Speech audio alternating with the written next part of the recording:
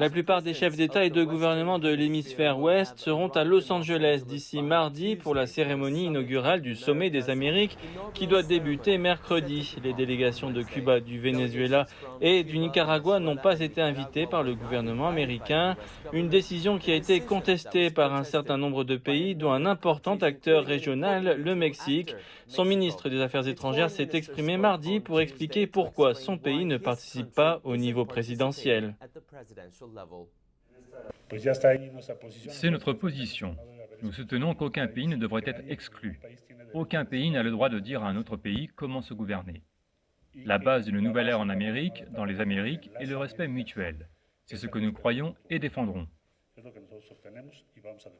Cette décision a été largement considérée comme le sous-produit de divisions idéologiques à travers le continent et d'une influence décroissante des États-Unis sur la région.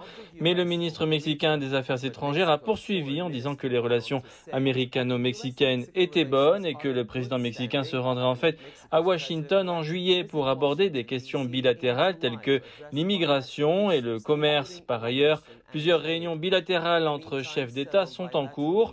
Le plus jeune président du continent, le leader de gauche récemment élu au Chili, Gabriel Boric, a rencontré son homologue canadien plus tôt, soulignant l'importance de l'engagement public-privé. Beaucoup de choses ont été dites comme quoi nous allions être le prochain Maduro ou des choses comme ça. Ce n'est pas vrai.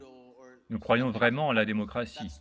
Nous défendons vraiment le respect des droits de l'homme et nous sommes pragmatiques et comprenons que nous avons besoin d'un État-providence. Mais un État-providence n'est pas possible sans le secteur privé. Nous devons donc travailler à renforcer la confiance entre nous. Ce message sera probablement repris par les dirigeants de plusieurs pays d'Amérique latine et des Caraïbes, dont les économies sont encore sous le choc de la pandémie de coronavirus. Et les pays d'Amérique centrale en particulier devraient accroître l'importance de l'aide financière ainsi que des investissements directs dans leurs économies afin d'aborder certaines des causes profondes de la migration de masse.